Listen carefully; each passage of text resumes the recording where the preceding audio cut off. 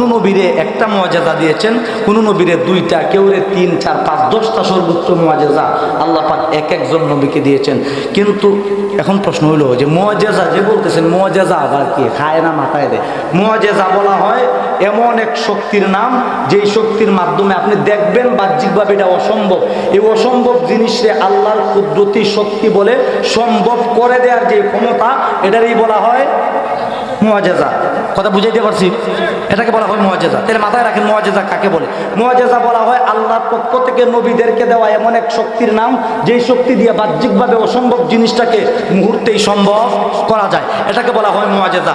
আল্লাহ যুগে যুগে প্রত্যেক নবীকে কেউরে একটা, কেউরে দুইটা, কেউরে 3, 4, 5টা বা সর্বোচ্চ 10টা পর্যন্ত প্রত্যেক নবীর আল্লাহ মুআজিজা সাথে দিয়েছেন। এই জন্য নবীদেরকে মুআজিজা দিয়েছেন যে মানুষ যদি কয় যে আপনি যে নবী, দলিল দেন, প্রমাণ দেন, আপনি যে আসলেই নবী, প্রমাণ কি? তখন আপনি এই মুআজিজা দিয়া অসম্ভবরে সম্ভব কইরা দেখায় প্রমাণ করায় দেন যে দেখো এটা তো অসম্ভব, অসম্ভব জিনিসটাকে আল্লাহর পক্ষ থেকে বিশেষ ক্ষমতা বলে আমি সম্ভব করে দেখাইছি। সুতরাং আমি নবী না হলে তো এই অসম্ভব জিনিসকে সম্ভব করে দেখাইতে পারতাম না। আমার ভাইরা, এটাকে বলা হয় মুআজিজা। এমন মুআজিজা আল্লাহ সকল নবীকে 1টা, 2টা, 3, 4, 5টা করে দান করেছিলেন।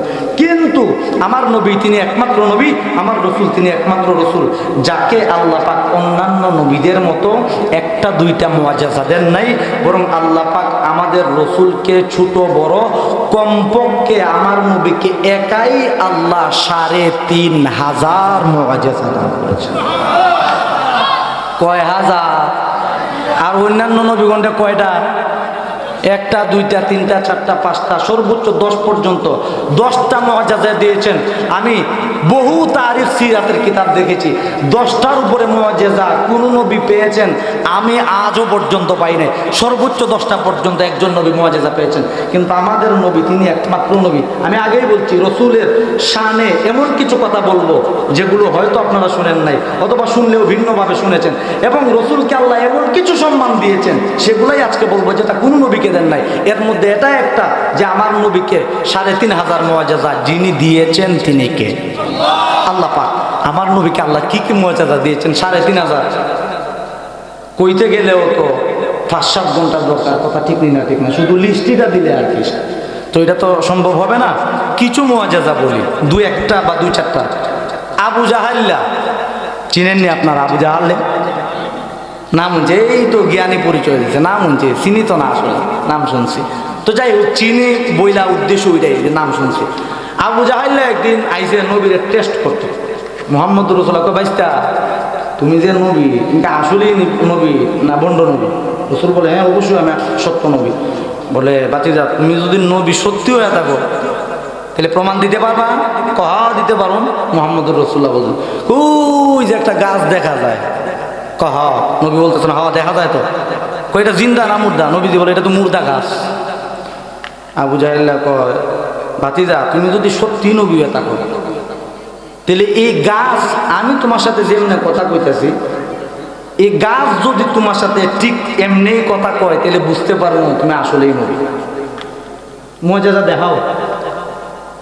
নবীজি বলেন চাচা, গাছে যে আমার সাথে কথা কইতো, এই মুর্দা গাছ, তাও জিন্দা গাছ হলে একটা কথার কথা আছিল, জিন্দা গাছ, মুর্দা গাছ, ফাতা মাথা কিচ্ছু নাই, শুধু দাঁড়ায় আছে। আচ্ছা কাহা, আপনি যে কইছেন এই গাছে আমার সাথে কথা কইতো, ওই যে গাছটা কি হেন তাকিয়ে কথা কইলিব না এনো আইয়ে কথা কম লাগবে? সুবহানাল্লাহ বলে তো গুনাহ হলো। কয় বাতিজা, এনো আইয়ে যদি কয় তাহলে তুই আরো বালা না। আমার কথা বুঝতেছেন আপনারা?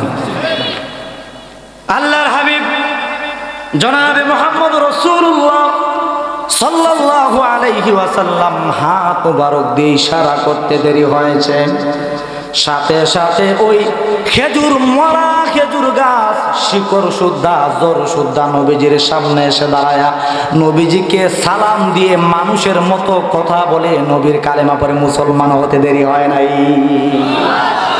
আবু জাহালের সামনে বলছে, আবু জাহাল চাচা হইয়া, বাতিজা মুহাম্মদের মানুষ হইয়া, চাচা হইয়া মুহাম্মদকে চিনতে পারলা না?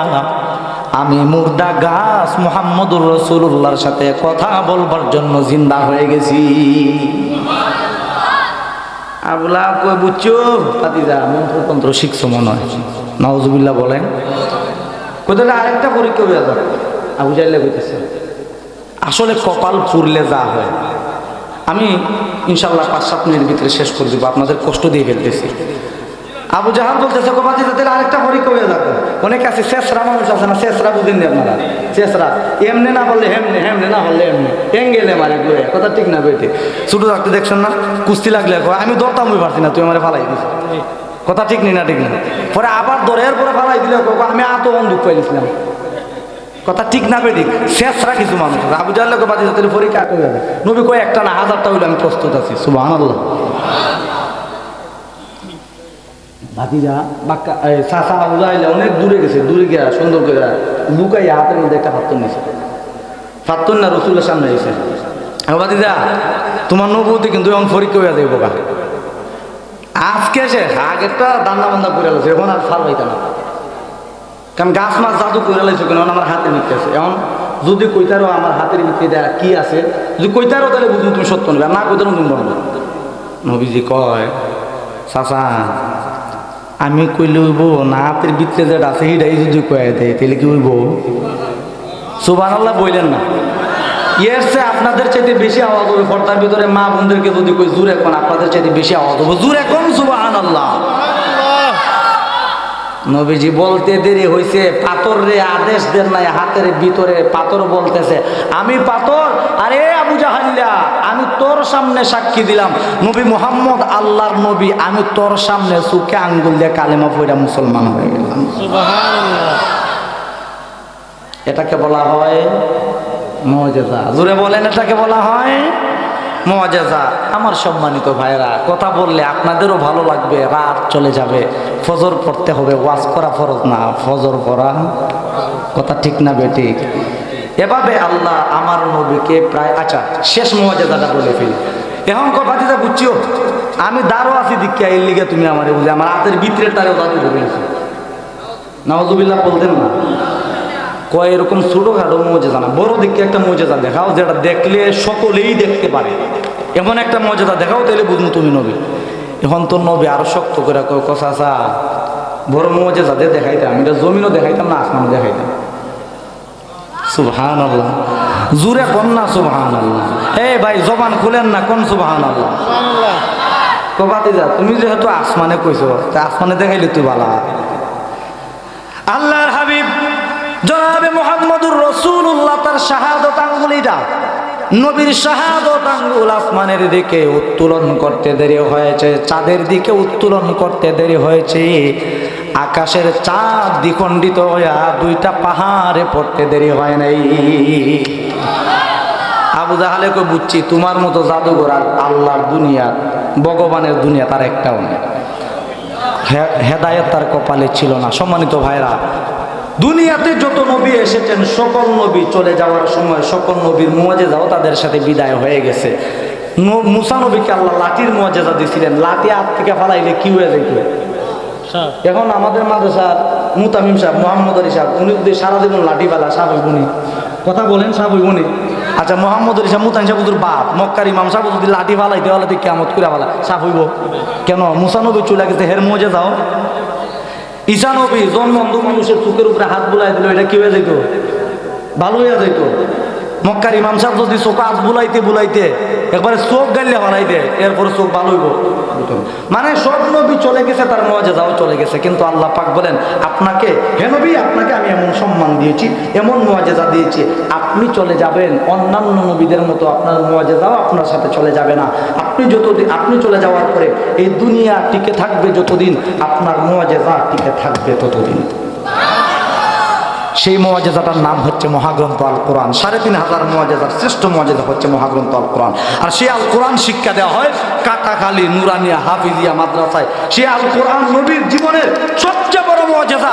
আবারও বলছি, নবীর জীবনের সবচেয়ে বড় মুআজিজার নাম হচ্ছে, জোরে বলেন, আল কোরআন। সেই আল কোরআন স্কুলও শিক্ষা দেওয়া হয়, স্কুলও আপনারা বলেন হয় স্কুলে ধর্মীয় শিক্ষা দেওয়া হয়। হ্যাঁ, মূলা জুলাই কলা খাওয়ানো হয়, বুঝেন আমার কথা? বাংলাকে বাধ্যতামূলক করা হয়, ইংলিশকে বাধ্যতামূলক করা হয়, আইসিটিকে বাধ্যতামূলক করা হয়, ম্যাথকে বাধ্যতামূলক করা হয়, বায়োলজিকে বাধ্যতামূলক করা হয়, কেমিস্ট্রিকে বাধ্যতামূলক করা হয়, হায়ার ম্যাথকে বাধ্যতামূলক করা হয়। ধর্মীয় শিক্ষার বেলায় সুযোগ পাইলই এটা পরীক্ষা দেওয়া লাগতো না। কথা ঠিক না বেটি? এই ভাই ভুল বলতেছি? আপনারা কি এখানে স্কুলে পড়ালেখা করছেন বা করাইতেছেন? টিচার কেউ এখানে নাই? ভুল বলতেছি আমি? ধর্মীয় শিক্ষা, ধর্মীয় পরীক্ষা আসার সময় কোনো ছুতা পাইলেও কয় এটা স্থগিত, এটা মৌকুফ, এটা লাগতো না, না দিলেও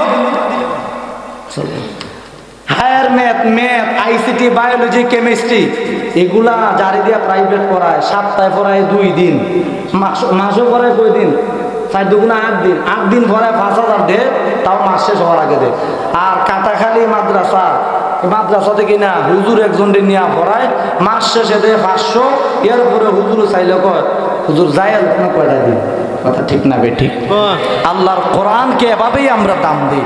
আমার ভাইয়েরা, যদি দুনিয়া এবং আখেরাতকে উজালা করতে চান, আল্লাহর নামে কসম করে বলে যায়, আপনারা তো ধর্মপ্রাণ মানুষ, সিলেটের মানুষ, শাহজালালের উত্তরসূরি, শাইখে কাতিয়ার উত্তরসূরি, শাইখে গাজীনগরের উত্তরসূরি, আরে আপনারা তো শাইখে গৌহরপুরি, নুরউদ্দিন গৌহরপুরীর উত্তরসূরি, আরে আপনারা তো ওই বায়ামপুরি রহমতুল্লাহ আলাইহির উত্তরসূরি।